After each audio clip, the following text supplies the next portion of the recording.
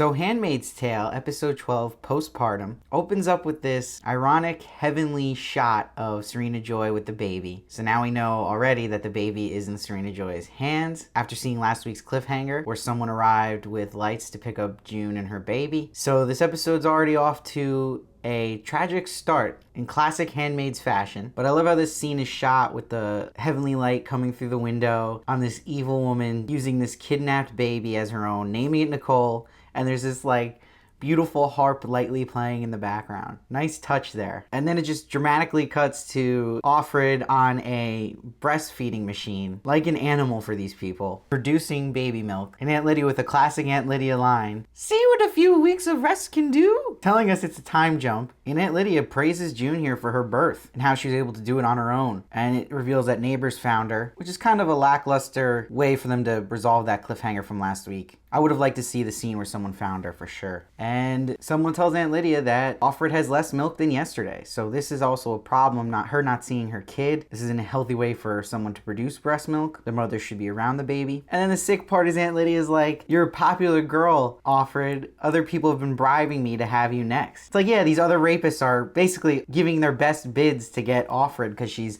so effective as a handmaid. And Offred's like, "I deserve a cake for this, not just this little bread that she was given." And she's right. And what's really good about this scene is I love how they shoot Offred's face here, that it's all blurry and you can really feel her anxiety through that kind of framework. Almost like when we feel anxious as humans, you start getting a little bit of blurry vision.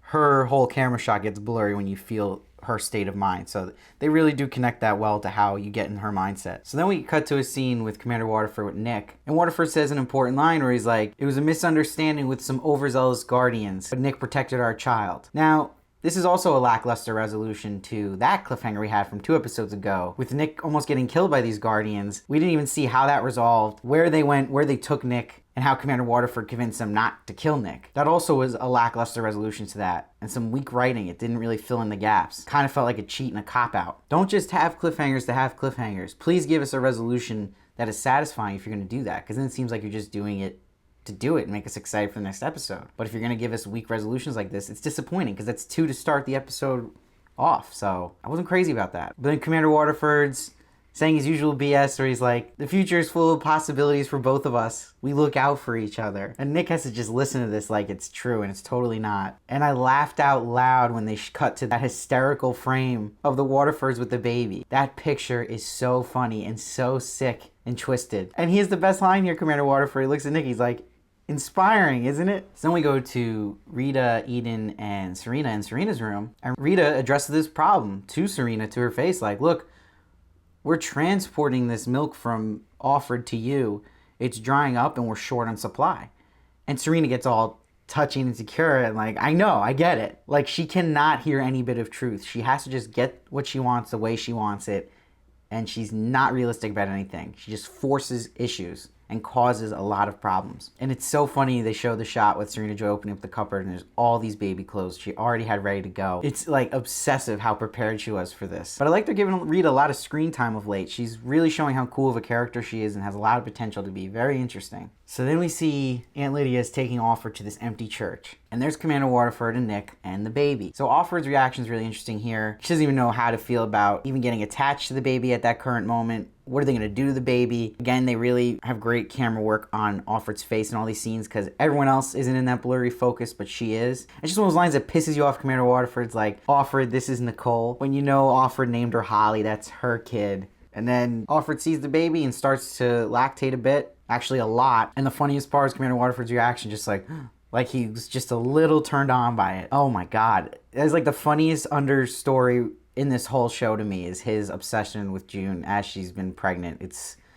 the creepiest, weirdest thing, but it's hysterical at the same time. And Aunt Lydia's like, "That did the trick, but it's kind of useless because they still have to transport it. The milk could still dry up." So Commander Waterford's like, "No, we'll just keep transporting it." And Aunt Lydia's like, "No, you should do it from the home." Because again, Aunt Lydia always has the baby's best interest. So she convinces Commander Waterford to take back Offred. And here we go again. Offred is back in her room. And I feel like this is going to frustrate a lot of viewers. The decision her to just be right back there again at the Waterfords. This season's kind of becoming an endless loop with this. This is a 3rd time she's tried to escape and back to square one. It happened in the premiere. It happened when she almost got on the plane. And then it happened when she was almost getting out of the garage, and she's back again. So this is kind of hitting the same notes here. It can be frustrating as a viewer. I hope we get a good payoff for this, but I'll get to that in a second. So Serena Joy keeps being unreasonable and is yelling at Commander Waterford like, did you let her touch my baby? That whole rhetoric. And he's like, it's more sensible to have her here, which he's right. And Serena has that line where she's like, is it for you or is it for Nicole? Which is interesting again, because Commander Waterford always gets obsessed with the handmaids he has, and Serena Joy does not let him live that down and knows the real reason why he wants Offred there. So then Serena Joy's like, she has no contact with the baby and she's just put in a room, which is just ridiculous. That's the character at its core. So then we cut to,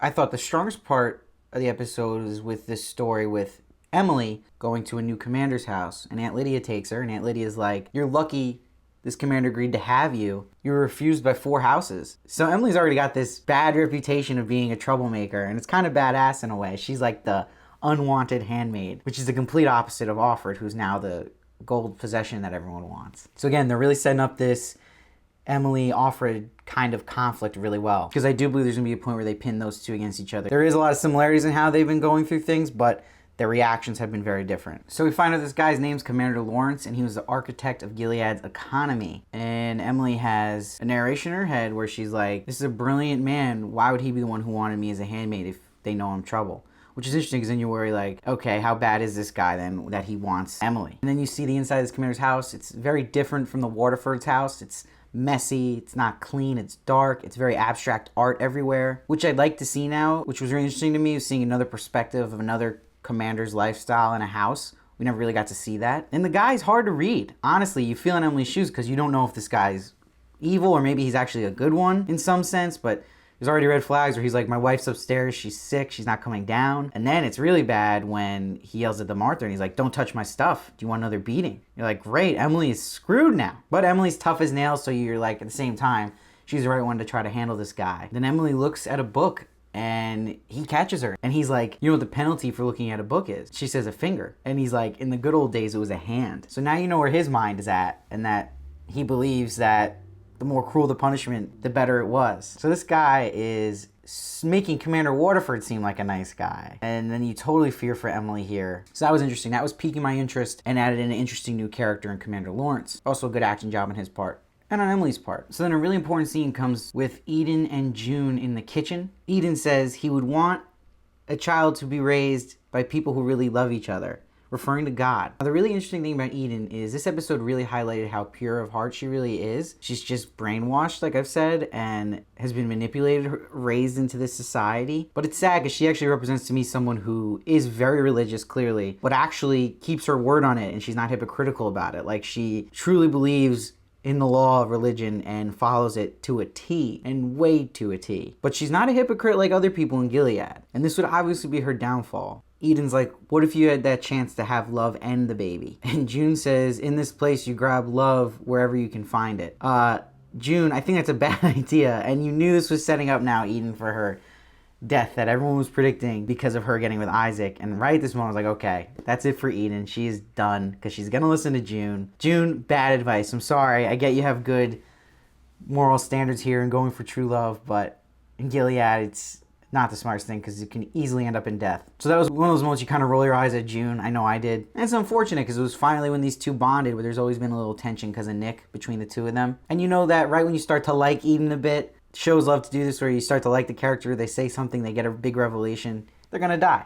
This is how it works. Especially in a show like this. This is a tragic show. It doesn't have happy endings. So then we have this scene the next day where Nick comes to the house and he tells June and Rita Eden's missing. So that's where the episode kind of becomes a little predictable and it's going pace by pace. Eden's missing, Isaac's missing. Not the greatest writing how they presented this. It was just kind of like really straightforward and not shocking at all because they kind of blatantly set it up. I did like they had a little humor here where June was like, maybe Eden went to Old Navy to shop. That was funny. The show definitely needs a little humor and how dark it is. But right after that, I did not enjoy this scene with how June and Nick were just kind of walking towards each other, saying their lines unrealistically. It was almost like something cheesy out of like a romantic play. It was like, our baby's so beautiful. We should run away. Start a family together. Why not have this conversation when you're in the car an episode ago when you're driving June to see her kid? Why now? And then that little monologue June has where, oh, she would love the beach if we went to Hawaii. That whole thing was just, oof. That was cringy to me. I did not like that. It's like you almost felt like they were going to break out into song any second. And a complaint I've seen a lot about this show is that Nick loves to just talk at normal tone for everyone to hear all this important, secretive stuff him and June are talking about. And that's what made it like crazy that Commander Warford just walks in and is like, Isaac's missing. Nick, what are you doing first off talking that loud and getting that close to June just in the middle of the house when everyone's home? It's absurd they keep doing that. They could get back to making it a little more discreet when the two of them talk. So the whole scene just felt goofy. So Commander Waterford is freaking out. Serena Joy is trying to calm down this baby. She's clearly not good at this mom thing. Again, keeps crying. And Rita's like, even like, hey, you want me to take the baby? And she's like, no. And then Serena Joy tries breastfeeding the baby. And the baby wants nothing to do with that, which was also hysterical. And then we go to a scene with Rita and June in the kitchen. And Rita's just been having the best lines, where she's like, Serena Joy changes Nicole's outfit every 10 minutes. So then we see also Offred starts kind of taking in the scent and sight of her baby's clothes that Rita leaves there. And you can tell she's still thinking about this kid, hearing the baby in the house. It's got to be torturous not being near it, but being that close. And then here he comes, Commander Waterford, in his late night walks to June in the kitchen. And Commander Waterford is just letting out about Eden some more to June, and then he's like, where were you hiding when we searched in that house? Could you hear us? And June's like, my heart was beating so fast I couldn't hear much of anything. He's not really buying it, and she's like, I hid in the attic. And Commander Warford's like, you preferred to hide in the attic than come home with me? And he's like taking it as offense. Like, how wouldn't she want to come home with me? Which is just so, again, delusional. And she gives it to him straight. She's like, I just said goodbye to my daughter. And I wanted more time with my baby before it was born. And then he just switches to, how was the reunion with your daughter? I'm glad I made it happen. And as he gets closer to June, the scene was so effective because they take the background of the camera shot out of focus behind June, and it makes you feel that claustrophobia she's feeling as he gets closer. And he's like, is that all the thanks I get? And he snaps into creep mode, and she's like, we could play Scrabble. And he's like, clearly disappointed she doesn't want to just basically give him a sexual favor here. It's like he really wants something to do with Serena Joy and just wants to be with Offred. But I couldn't help but feel at this point in the episode, it was getting redundant, stuff we've seen before, and it felt like it was dragging. And it was disappointing because this is supposed to be a pivotal episode. Any episode before season finale of a show should be keeping the tension going, set you up on the edge of your seat for the finale, and this was not doing that. But then we cut to the story I actually did like in this episode with Emily, and she meets the wife of Commander Lawrence, and she's like, he came up with the colonies. Real people are digging up this dirt and it's poison. Of course, she's telling this to the handmaid who had all the experience with this, so Emily basically already knows this. And he comes out and just takes her and puts her back in her room, the wife, also making him look really bad. And I really like this scene with him at the dinner table with Emily. And he's like, what did you teach? College girls must have been hot for teacher, not college boys. So every little thing is revealing that he knows everything about Emily. This commander is very interesting because he's so straightforward. Unlike the Waterfords who are always spewing BS, he's just shooting it straight. He's literally confronting Emily on everything about her, and really strong acting by Emily here. And the commander's like, losing a child is like losing a limb. But you know what that is like too. Have you healed properly? What pissed me off is how it cut off the scene right there, where I felt like this scene was building up so much effective tension. And is Emily gonna snap? How's she gonna react to this guy? What is this guy's real deal? Is there some good in him? Is he have some kind of interest in Emily? Because he kind of seems like he admires her as well as how rebellious she's been and how much she's gotten away with. So I kind of wanted to know there, what's the deal? And they just cut right at the top tension of the scene. That was strange to me. I didn't like that. Because they didn't even go back to that in this episode. So Rita comes in, says that they found Isaac and Eden. Again, we don't know where they ran off to and where they found them. I kind of might have wanted to see that too, maybe get an intense scene out of that. But I like the scene. It showed a lot of good character on Nick. It showed how good of a guy Nick actually is because he's looking out for Eden. And anyone who said they don't like Eden, I think this scene proved that she is likable and she is a good person at heart. And she's asking Nick for forgiveness, and he has a great moment because he's like, no, you should be asking me for forgiveness. And now he's making up for, I called him out on how mean he was to her, and he's saying he's apologizing for it. And he's like, I was too hard on you. And I like that he was able to admit this and realize that, and that this is an innocent girl now who's going to be executed. And he's like, you got to just cover your butt and basically throw Isaac under the bus. And she won't do it. Again, she's too pure of heart. She's just like, I'm just admitting to God what I did. And it's like showing you that type of person gets burnt as well in this society. It's not just people who are totally rebellious. It's people who are too obeying.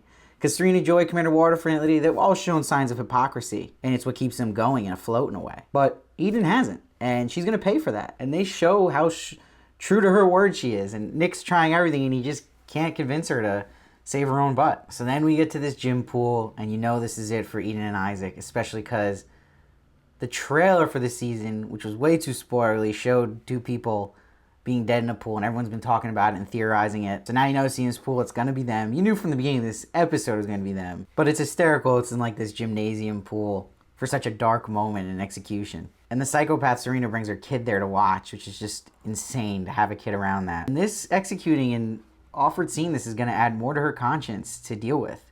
I mean, she's the one who gave Eden that advice to go for Isaac, essentially. I just thought it was weird that Eden's mom was there too and allowed to be there and just screams her name. Like, Eden! That was weird. We don't know anything about her, and why was she allowed there out of anything? So it's a brutal way to be killed. They both have these weights as anchors, dropped into the pool. It's shot beautifully in this pool, the scene. It's sad. I don't feel anything for Isaac. That guy's a douche. I mean, he hit Janine so hard, I won't forget that. But I feel bad for Eden. I'm going to miss Sydney Sweeney as acting here. She was really, really good. And I hope to see her in more stuff. But my only problem was this whole Eden-Isaac conflict being resolved in this episode, I felt it was distracting from everything that was built up the past 2 episodes. And that's what made this episode feel so disjointed and odd and weird and maybe not caring as much. Like, I still didn't really care that much about this story, especially because it's such a fresh story that's been made this season. So to put so much time into it and have it come up here felt off. So we get this scene with Offred and Nick together, and it's raining outside, it's dreary, it's both on their conscience. They both feel for this happening to Eden. And then Serena finally caves in and lets Offred actually breastfeed the child. And the episode ends. And to me, this was very lackluster. Wasn't crazy about this one. Really didn't leave me excited for the finale, which is a shame. And I'm really getting annoyed how Janine and Moira have been really cut out this season. I hope they get some time in this finale here, and we can amp this back up and make us excited for season 3. We only got 1 more episode left, people. This episode was just way too much emphasis too on the breastfeeding thing. It's not that interesting. And if you're telling someone, hey, we're gonna have a pivotal episode in a show about breastfeeding drama, it's like, oh man, come on. This could be something you address over time in a couple of episodes. This had to be like a main focus. Only thing that worked for me in this episode was the Emily story. So, especially after having a whole episode dedicated to June getting away from the Waterfords, running around the house, having her baby, what's going to happen to Nick? Everyone's thinking, and this is the answer you give us? Disappointed. So I'm giving this episode a 7.6. Could have been way better, but I'm still holding out hope for a really good finale. I still love this show. Let me know what you thought down below. I look at every comment and respond to as many as I can. Please follow me at SteveVarley1 on Twitter and Instagram. And shout out to Jenna Ruocco, who did my amazing special effects makeup, which she does to make my eye look like Janine. She killed it. You can follow her on her Instagram to see all her great work right at this handle.